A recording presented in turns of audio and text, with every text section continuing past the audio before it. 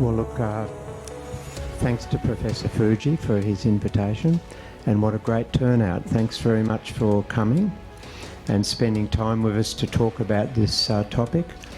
And I know that it's been a topic of conversation in Japan as well as all around the world now.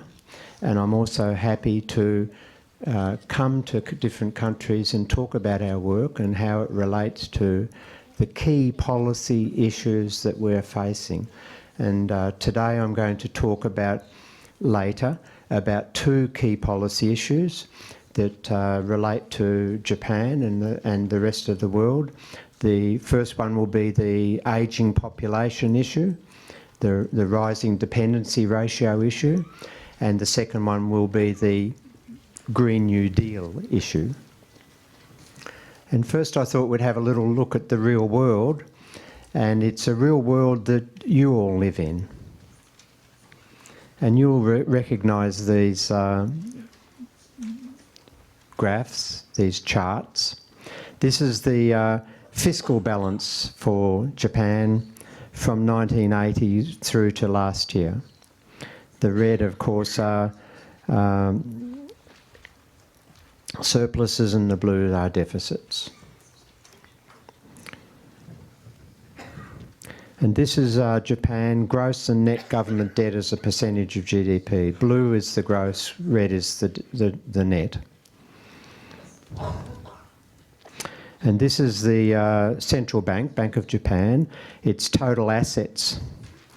And in the dark blue and in the light blue are the Japanese government bond holdings by the central bank.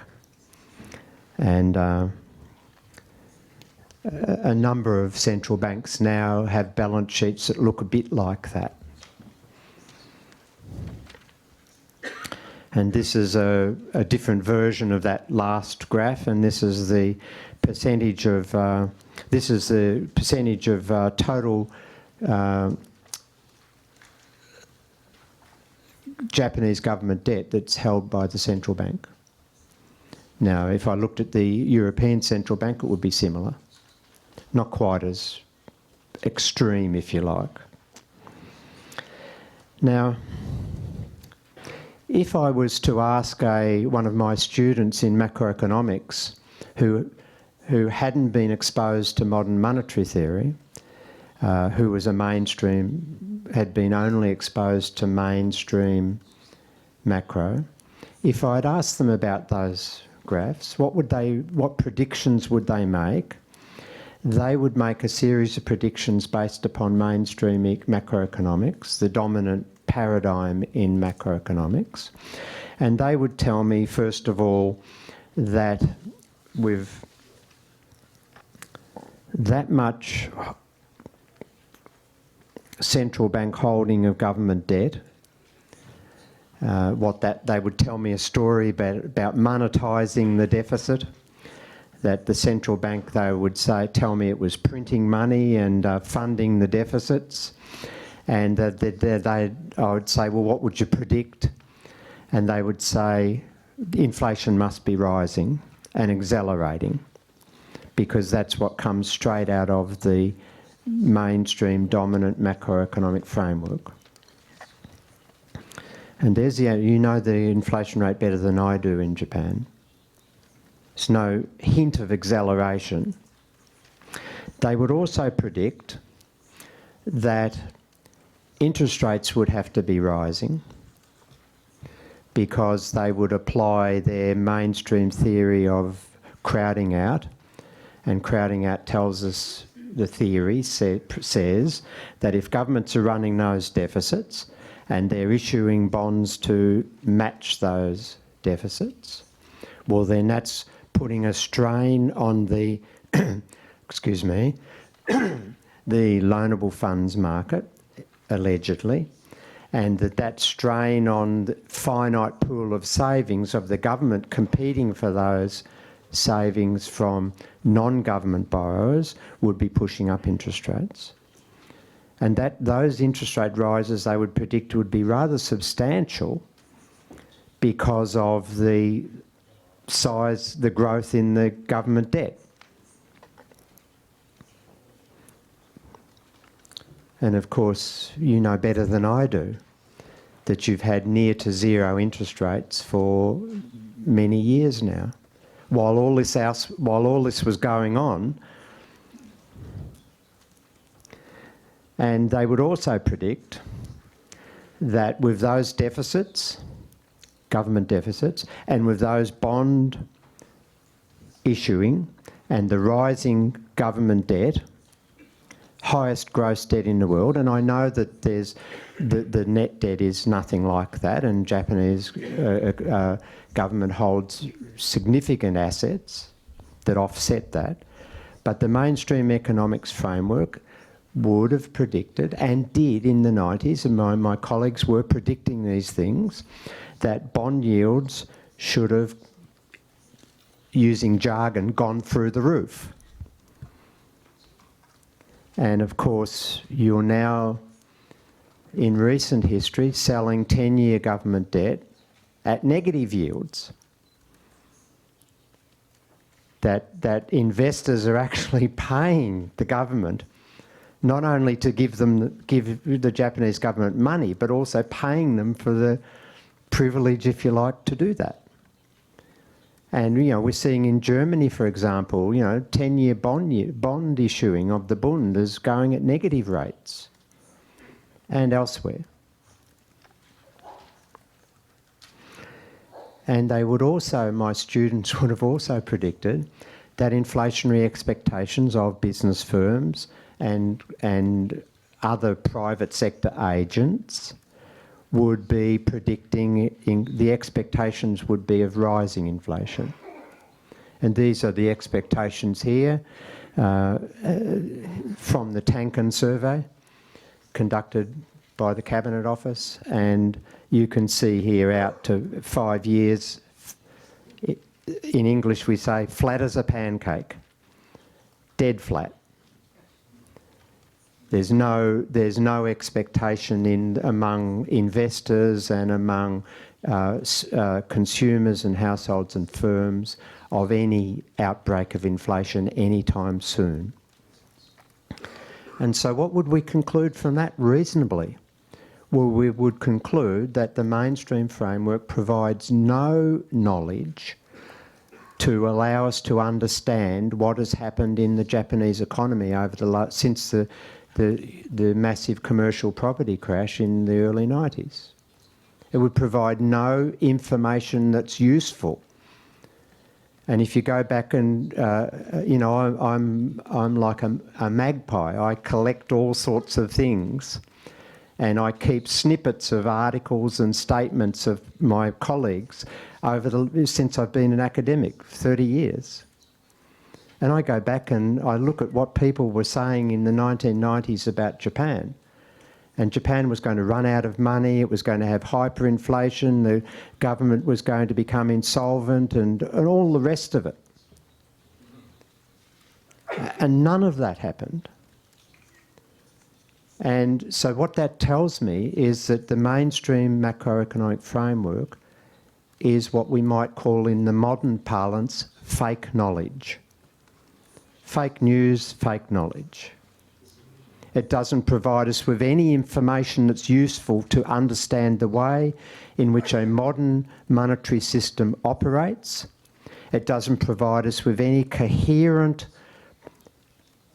policy advice on what the government should be doing. And so then we get to advice that was provided by that mainstream framework. Now, this is real GDP growth on an annual basis, the blue columns, and the red columns are when it goes negative. And look at when it went negative. After the big property crash in the early 90s, it started to go the Japanese government did exactly what it had to do to secure growth in that catastrophic event, the property crash. Fiscal deficits started to rise, and the economy started to grow quite reasonably. unemployment remained relatively low. And then the sound finance economists, the mainstream economists, started to get into the ear of the politicians and tell them that there was a catastrophe looming. And then all of these foreign economists started saying the same thing. And so your policymakers decided you needed a sales tax hike, a consumption tax hike increase, May 1997. And soon after, your growth collapsed. And then, in English, we have this expression, once bitten, twice shy. And what it means is that you learn by your mistakes. Now, the Japanese government didn't learn, because here we are back in May 2014, here, and you did the same thing. And what happened? Same thing. You killed your growth again. And what did you do in October this year? Same thing. And perhaps there was a bit of learning, because when I read the budget statements, there was a bit of offsets proposed on food and some other payments. Some of them were only temporary offsets, which means you're just delaying the negative effects. But when I do the calculations, there's still net negative effects. So we'll see in the next few quarters of national accounts what the impacts of that will be for your economy. It's got to be negative. And so the question is, could a mainstream economist explain any of that? And the answer is quite obviously no. And the mainstream of my profession became very smug in the 1990s. And you had statements from Nobel Prize winners that the business cycle is dead. Famous speeches to the American Economic Association, presidential addresses. Robert Lucas Jr. The business cycle is dead. In other words, we have solved all of the macroeconomic problems relating to variations in economic activity, and the only thing that government should now concentrate on is microeconomic reform, further deregulation, further retrenchment of the welfare states. That's all that was left for business. And it was believed that if we only concentrated on maintaining price stability through monetary policy, and we avoided too much action on the fiscal front, then we would get optimal outcomes. Now, none of those economists and that framework, the mainstream framework, none of it predicted the GFC, the global financial crisis. And to tell you, and for those who don't know, the mainstream teaching framework in macroeconomics, the new Keynesian orthodoxy, didn't even have a financial sector in it. So it's no surprise they couldn't predict a banking collapse, because they didn't even have any analytical framework to predict the behaviour of the banking system. And as I say here, this English word, GIGO, garbage in, garbage out. You get what you put in, and what they were putting in was nonsense, and so their predictions were all nonsensical. And, you know, I often think, and Professor Fuji's a civil engineer, if our civil engineers had displayed the degree of malpractice that my profession has displayed over the global financial crisis and beyond, then many of them would go to prison for malfeasance, for malpractice. And if you look at the teaching programs in economics after the global financial crisis, barely changed. There's been hardly any change in the way we teach our students about macroeconomics and the monetary system. Yet we are guilty of, the mainstream is guilty of major malpractice.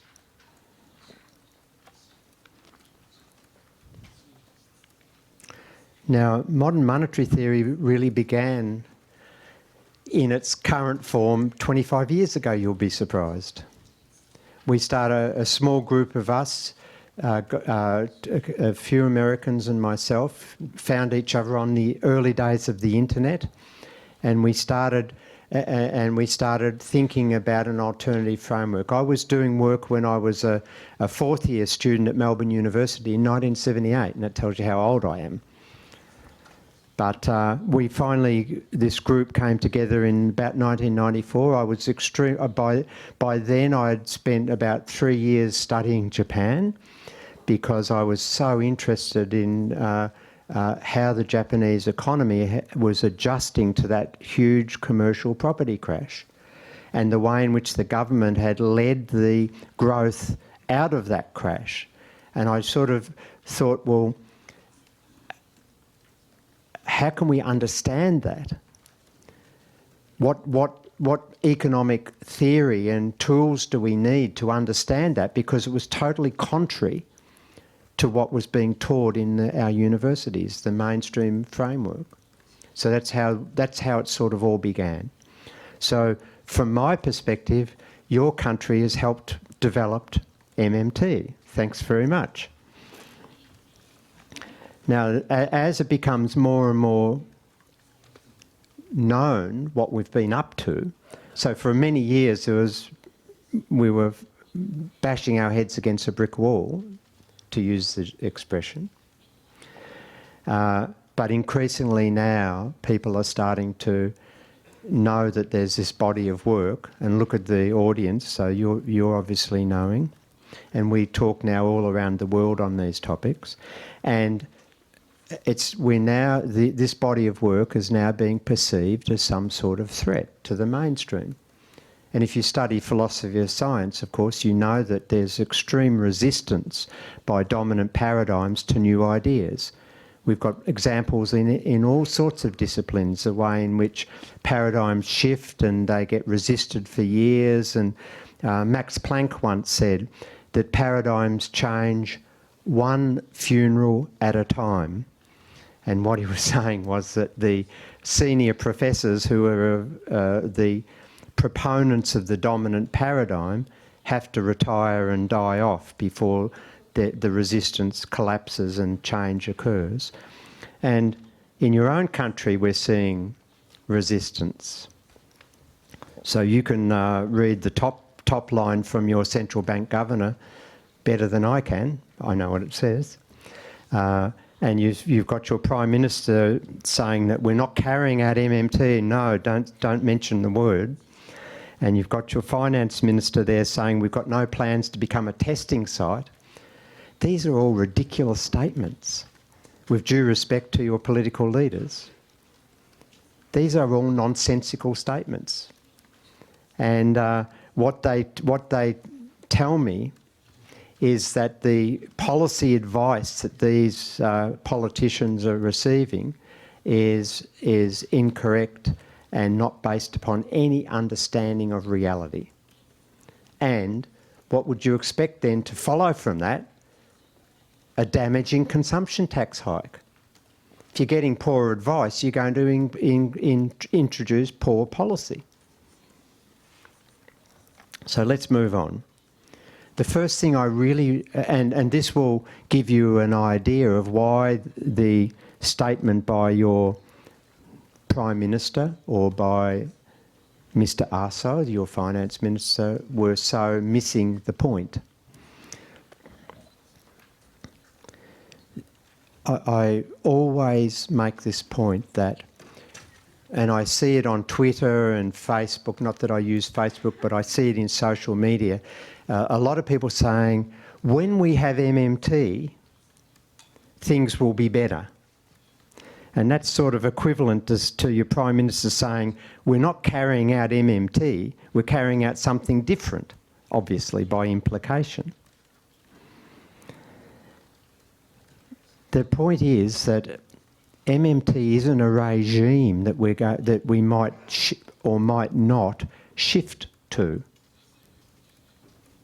There's no sense in saying MMT policies are crazy, that we're not going to experiment with MMT policies. And why I say that is because what I think our work is a lens. These glasses that I wear are lenses, and they let me see you better. Otherwise you'd be a blur. And a lens allows us to get a clearer perspective on something. And modern monetary theory just gives us, in my view, a much more superior understanding of what we've already got out there. The way our existing monetary systems work, of the capacities that our currency issuing government has, and the constraints that it faces. That's what MMT is. It's not a regime that you switch on or off. It's not a specific policy set that you might choose. It tells you what different policies the consequences might be of different policies. And to make any policy development within that MMT understanding, I talk about an MMT understanding, and to make that operational in terms of policy space, then what we need to do is impose upon the top of that understanding our value system. And so someone who has more conservative values, say, than I am on a sort of progressive left set of values, we can share the same understanding of the way the monetary system operates, the same understanding of what the government capacity within that monetary system is as the currency issuer, but we'll come up with totally different policy options because our values are different. And that's the way to understand the body of work. It's not a regime, it's not a policy set. It's an understanding, a lens, and it's much clearer set of spectacles than the mainstream. Now, this is a simple framework that I've got that gives us an idea very quickly of understanding the differences between MMT and the mainstream. And so what we've got here is two states, if you like. This is whether a country enjoys monetary sovereignty. Now, in MMT, that means that if a country is sovereign in its own currency, it issues it.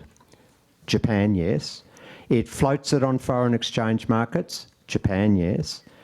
And it doesn't borrow in any foreign currency. Japan, yes. Germany, no. So that's the first criterion. The second criterion here is whether the economy has idle real resources or not, labour and capital and productive resources. And so the question is the economy fully employed at full capacity?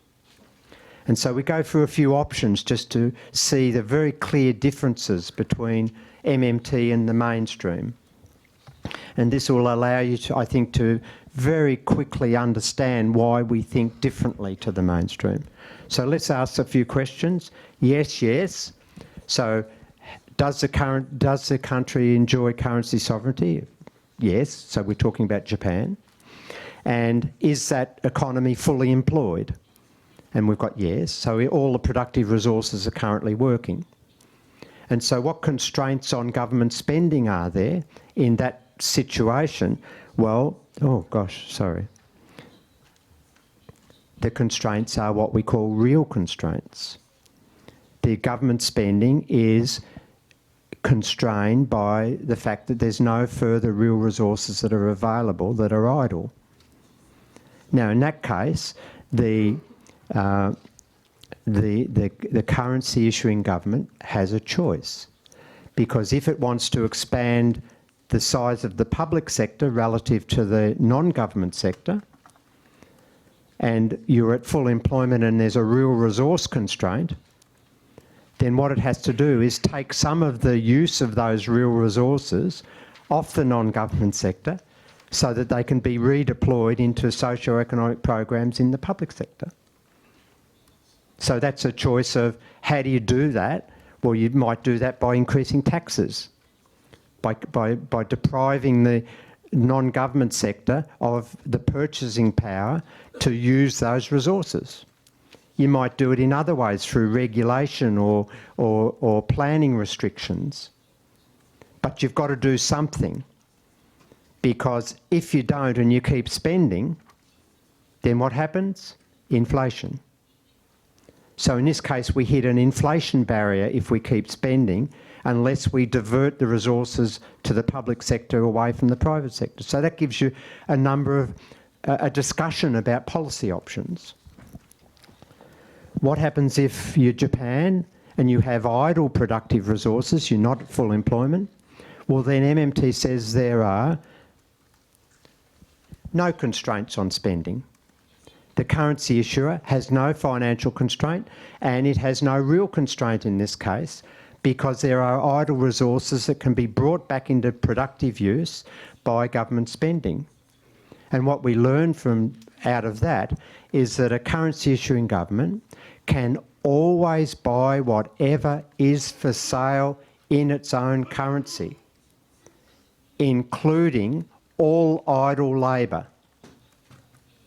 And what we then learn as a corollary is that therefore if there's idle labour, that must be a political choice. It's not a financial choice because there are no constraints. There must be a reason for choosing not to bring that idle labour back into productive use. Let's go on. So in this case, we're talking, say, about a Eurozone country, Germany or France, or a country that, like Venezuela or Argentina, that has a lot of foreign currency debt, that's lost its currency sovereignty. Now, in this case, if it's fully employed, it's got two types of constraints. It's got a financial constraint. Let's talk about a Eurozone country because it's easier.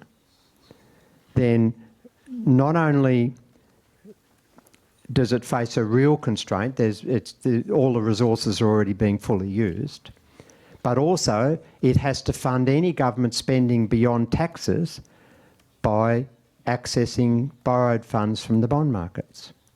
So it also has a financial constraint. And it may well be that the bond markets don't like what the government's doing and will insist, either won't lend at all or will insist on punitive yields on the government debt. And in this case, for, say, Germany or Italy or something, then if there's idle resources, the real constraint's gone on government spending, but they've still got a financial constraint because they don't issue their own currency. And in that context, you might get a terrible situation where there's high unemployment during the global financial crisis, and the bond markets are scared that the government will default on, because, like, let's say, the Italian government in June 2012. The spread between the Italian bond rates and the German Bund rate started to rise very, very quickly because bond markets were scared that there was going to be a failure in the Eurozone. And so that's a really negative situation for a nation to find itself in. And it's one of the reasons why I've been a long-term advocate, since the early 90s, by the way, for not going into the Eurozone. Now let's think about mainstream macro for a moment. This is the dominant paradigm. This is the paradigm that was used as an authority for your government to raise the consumption tax in October. So let's look at this. In this case, whether you're a sovereign country or not, in the MMT sense, isn't a relevant distinction.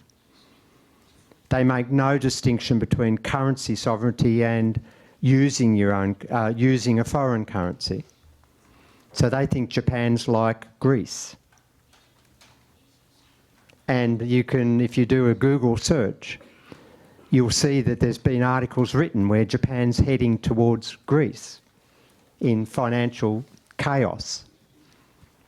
Well, in this case, let's take a fully employed economy, the way the mainstream think about that.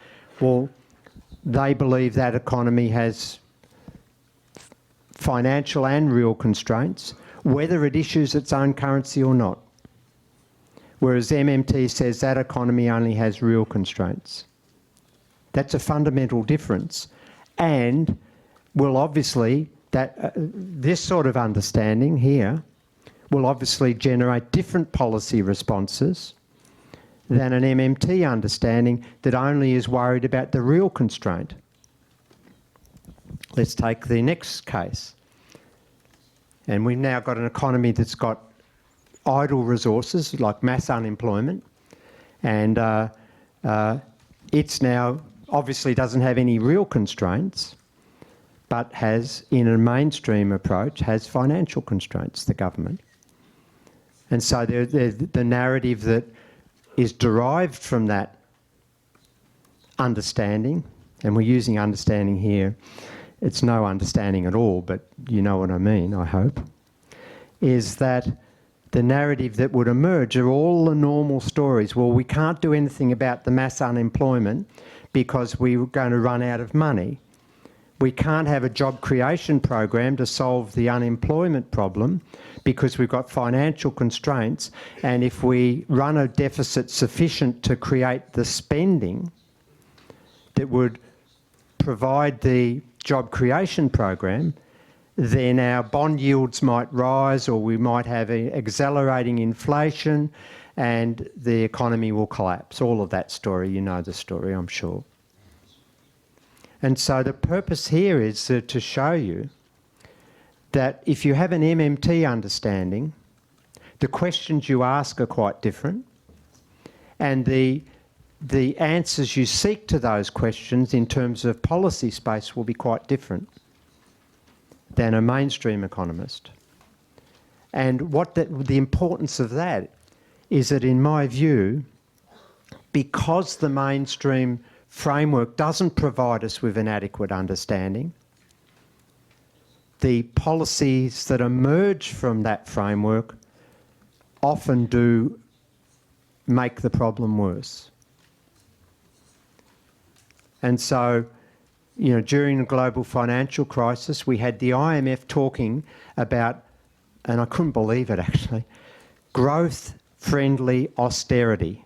That became the jargon. And just prior to that, they had an expression, fiscal contraction expansion. It was like a confidence person selling you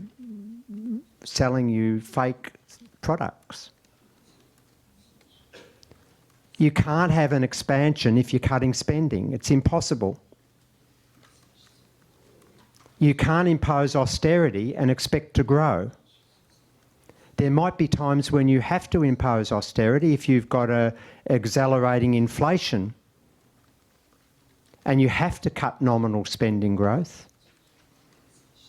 But you can't bring idle resources back into productive use through austerity.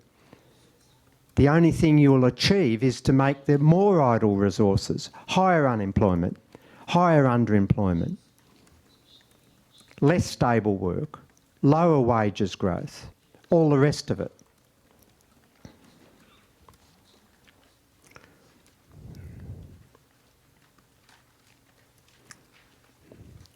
And the basic rule of macro that MMT is built on, if you like, and I remember, because of my age and when I was taught before this current dominant era in macroeconomics. And in Economics 101, Lecture 1, we learnt the golden rule of macroeconomics is that one sector's spending is another sector's income. That spending produces income. If you cut spending, you'll cut income.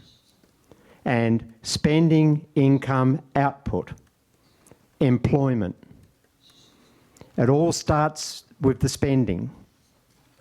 And if you cut that, all the rest of them falls. And we also were taught that if one sector, if say you're at full employment, which most countries haven't been, and Japan's quite an exception with low unemployment, it's a big tick. But if an economy is at full employment and one sector, like the non-government sector, cuts its spending because it wants to save more of its income, well then if the other sector doesn't increase its spending to meet that gap, then you have recession. Then you'll have idle resources. And that's not an opinion, that's just a basic fact drawn out of our national accounts framework.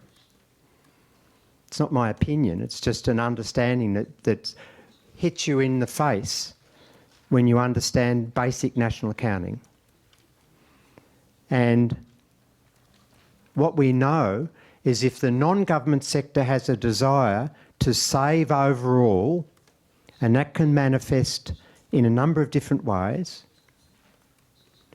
then the government sector has to run continuous deficits.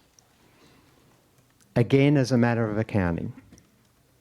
Because if it tries to resist that, then you'll have recession. And so these notions of growth-friendly austerity make no sense at all.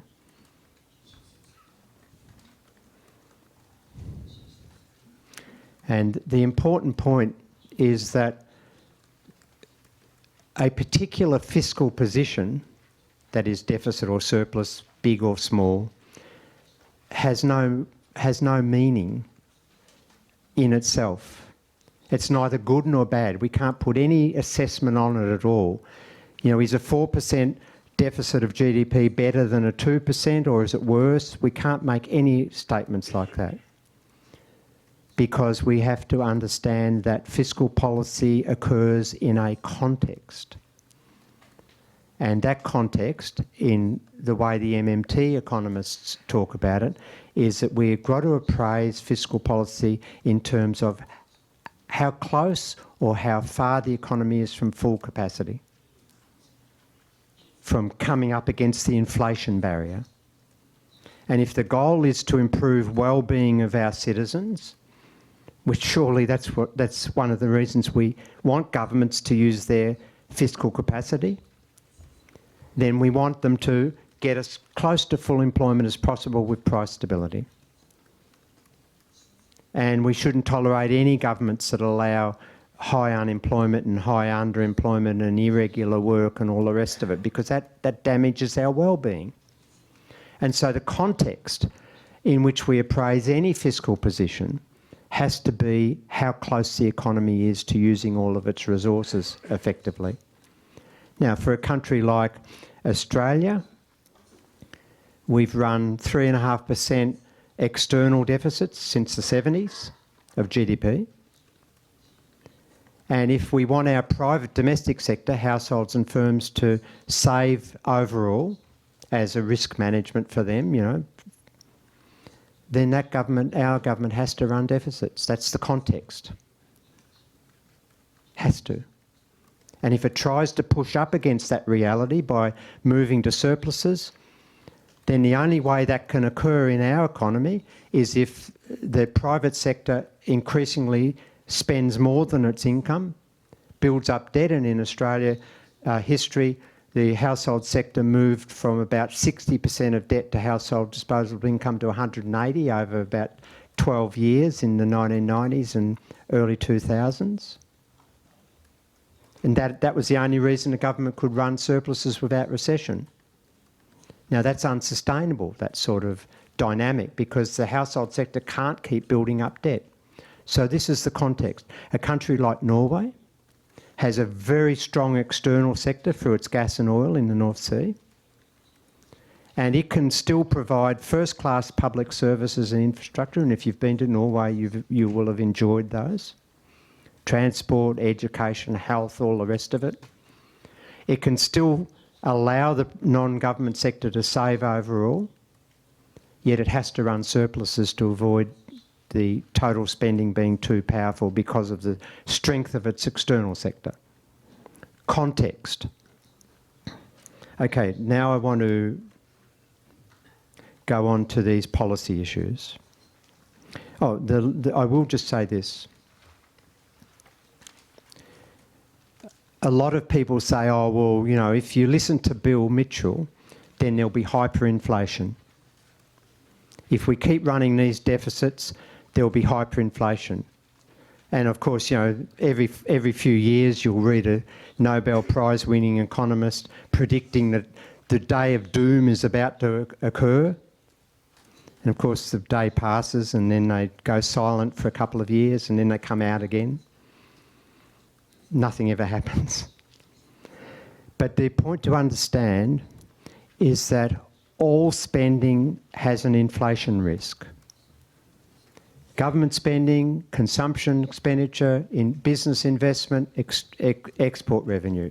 It all carries an inflation risk, and by that I mean that if the spending growth in nominal terms is too fast relative to the real capacity of the economy to produce goods and services in response, then you'll get demand pull inflation. Go back to that matrix. If you've got a real resource constraint and you try to push spending too fast, you hit that constraint, and the only way the economy can respond is through price acceleration. But that's not unique to government spending. Also, you could have excessive business investment too. And thinking that by issuing debt, for example, government's issuing debt to match its fiscal deficits, reduces that inflation risk, is one of the myths that mainstream economists tell us. Because all that issuing debt is, the debt's not necessary to fund the deficits because the government issues its own currency. It has no financial constraint. So the debt's doing something different. But all it's really doing is offering a portfolio mix option for the wealth holders. That's all it's doing. It's not funding the spending. They weren't going to spend their money that they bought the bonds with anyway. It was part of their wealth saving. So they've just made a calculation that they're better off having that wealth in more government bonds rather than less. It doesn't reduce the inflation risk at all, but students are taught that it does. And so what MMT is, it's false to say that we ignore inflation. It's at the heart of our thinking. And it always has been since we started the project. It's the real resource constraints that matter, not the alleged false financial constraints. Okay, so now I can go on and talk about this. So Professor Fuji asked me to talk about a couple of contemporary issues which give you a way of applying this sort of logic and thinking. Ageing population, we're all talking about it now. In our advanced countries, we're talking about it. And in Japan, of course, your population is ageing more quickly than other nations, and your population is now shrinking because of your low birth rate, net birth rate, and your very low net immigration. And I think the UN is predicting by 2050 your population is going to be about 74 million, something around that figure, down from, what, 120? And the relevance of that is that your dependency ratio is also rising rather more quickly than other nations. All of the advanced countries have rising dependency ratios. and this is the dependency ratio, for those who are not familiar, is the ratio of the population not in the working age, 15 to 65, to the number of people in the working population. So in your case, it's currently around 70%, give or take. And by 2050, it'll be close to a bit over 100%.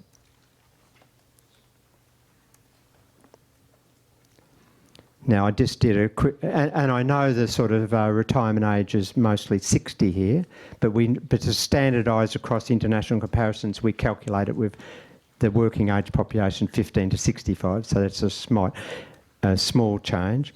But here I did a bit of a calculation. What happens if Japan had a mandatory retirement age of 70? Well, then you see the dependency ratio falls. And a lot of the policy debates around the world, particularly led by the OECD, for example, is that one of the solutions government have to do is force workers to work longer. Now, as a progressive person, that's incredibly inequitable because it's not fair across the occupational structure, because manual workers find it very difficult working even into their 60s because of the physical stress on their bodies. So it's not a great policy solution. And the other feature of this is that this graph here shows male Japanese participation rates. So participation rates are the percentage of the working age population, 15 to 65, that are either working or unemployed relative to the rest. And so that's males for Japan. And the green line is, so the light blue line, this one I'm tracing at here, is Australia, just as a comparison. And Australia's pretty similar to most of the other advanced countries, wealthy countries. The red line is Japanese women, females, 15 to 65 females, and the green line is Australian females. And so the trends are clear, obviously, and this leads to a policy debate that one of the ways to reduce your dependency ratio is that you need to have workers participating more in the workforce. So increase the percentage of your working age population that's actually working or seeking work. And so policymakers look at this graph and they say, oh, Japan, look at the participation rate of women, really low relative to other Western countries. So we've got to do things to increase the participation rate of women.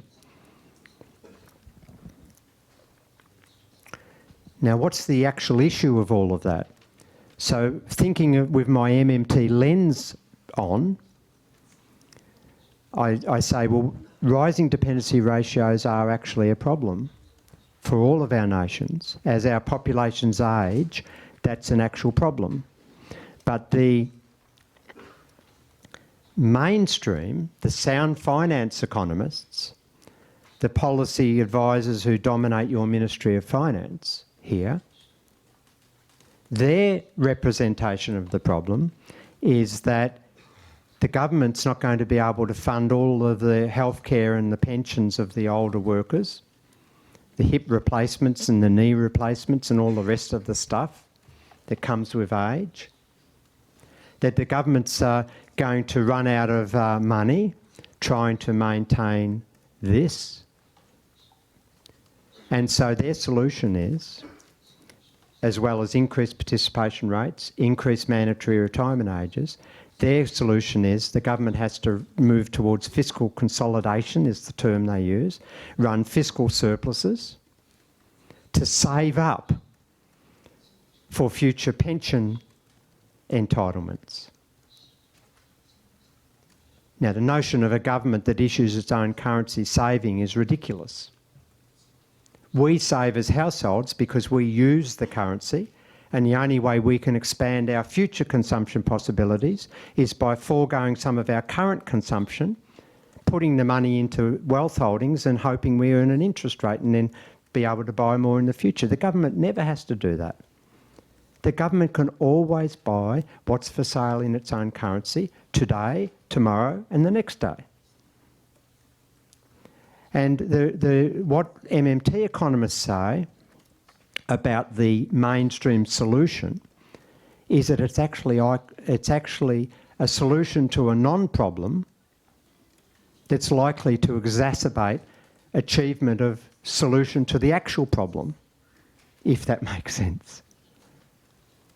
So by pursuing austerity now to so-called save up money for the future demands for pension entitlements and what have you of the ageing workforce, the ageing population, you will actually undermine what the real problem is. And what we say is that the real problem is a productivity problem. Because what a rising dependency ratio tells us is that our children and their children are going to have to be more productive than we are. Because if there's less of them working and more of them depending upon the material output that they produce, then they better produce more per hour, per head than we did.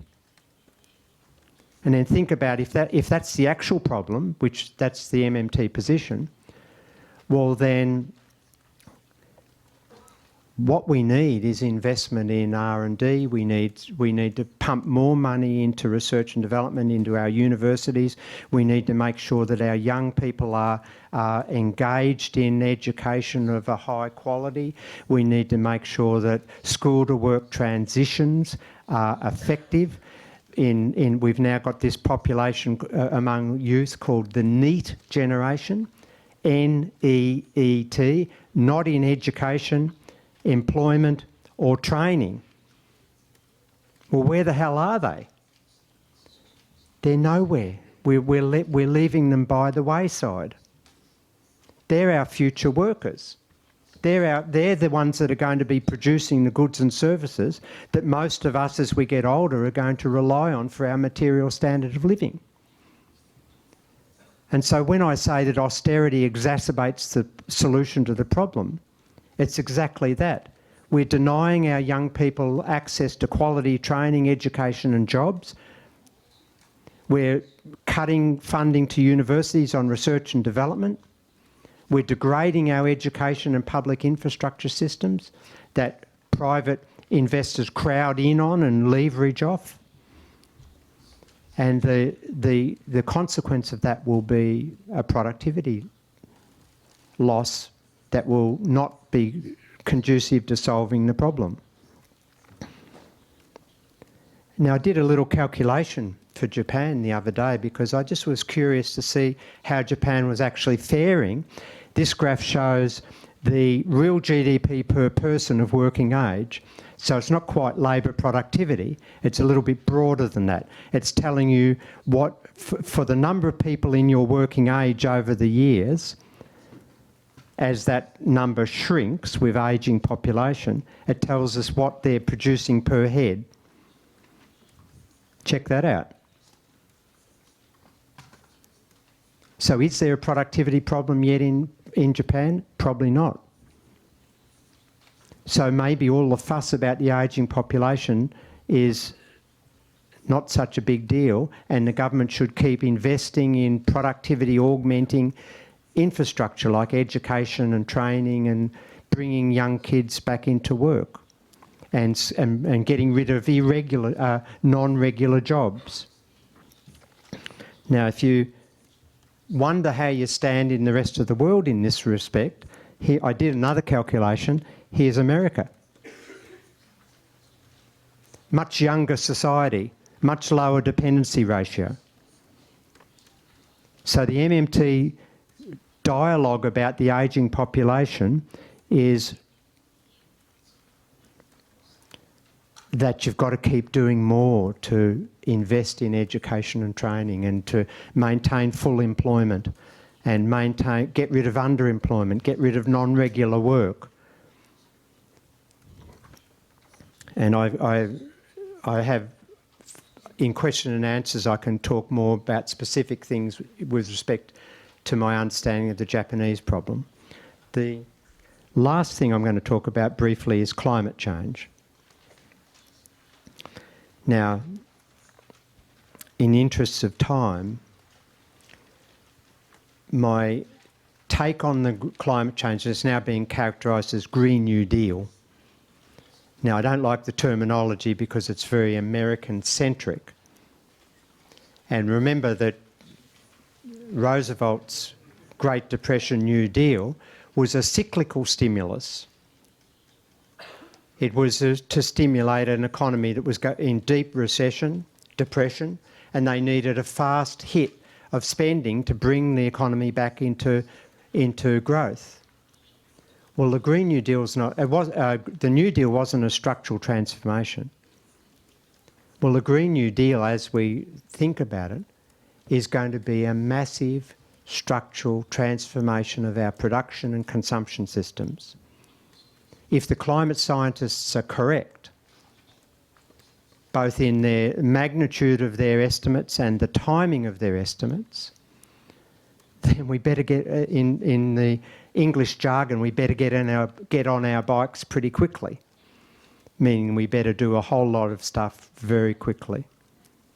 Now, the way I think of the policy issue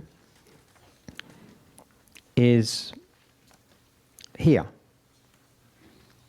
That if we're really thinking that it's the human behaviour that's causing the climate issues, and I accept, I'm not a climate scientist obviously, but I am literate and I understand research results, and I've got no vested interests in trying to misrepresent those research results. I'm accepting that we're causing damage to our environment and it's getting worse. And so if we believe that it's a human agency issue, well then the solution is to address the behaviour that's driving that. And so the way I think of the Green New Deal is as a just transition framework. Because if we're really serious about this massive transformation from carbon to non-carbon living, if we're serious about that, then there's going to be losers from that. Communities, people. In my area where I mostly live in Newcastle, it's the largest coal exporting port in the world, and the coal fields are all up in the valley of the river. Now, we're going to have to close all that industry down very quickly soon. Those communities, those towns, those people, the children, all of the infrastructure, the service sector that supports all of those communities, they're going to lose. And so the only way we're going to be able to achieve this massive transformation is by making sure that we share all of those losses and not just make one segment of our communities and regions share them. And so when I talk about a just transition, that's what I'm talking about.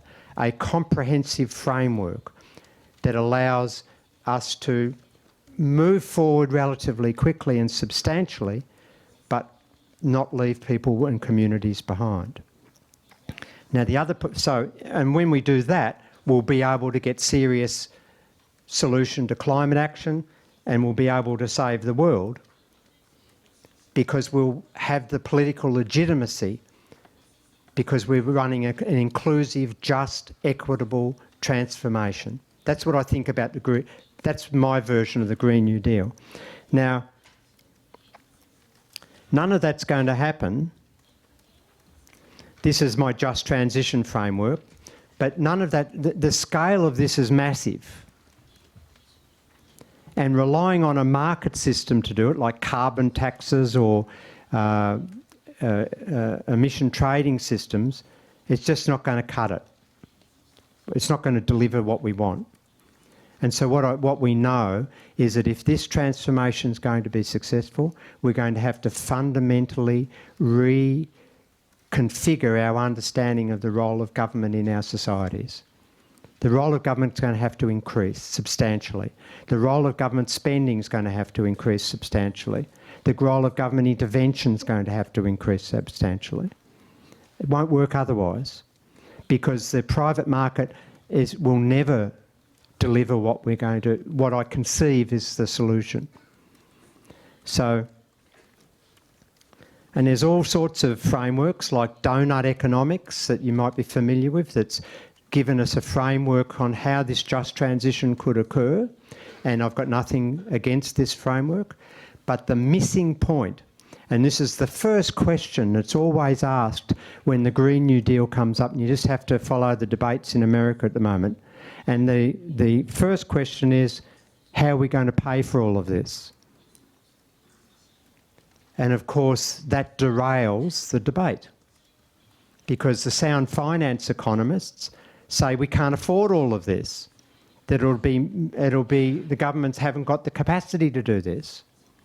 And this is why, and this is my final point, this is why I believe that the climate policy agenda, the Green New Deal agenda, the just transition, however you want to talk about it, has to be, that debate has to be conducted concurrently with MMT, because the answer to that question is MMT.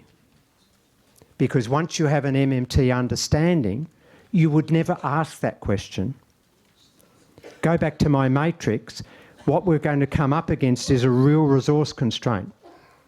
What we're going to come up against is a need to deprive significant sectors of our economies of the use of the resources that they've been enjoying and prospering from for years. And we're going to have to move them from carbon to non-carbon. We're going to have to stop people driving cars as much as they do. We're going to have to improve our mass transit systems. Now, you're really well off in that sense. We're not in Australia. We've got terrible public transport. And if we don't understand our currency, and we don't understand the capacities of the government who issues that currency, and we hold on to the failing mainstream macroeconomic framework, we'll keep asking all the wrong questions and we'll keep coming up with all the wrong solutions. And we'll get nowhere. Thanks very much.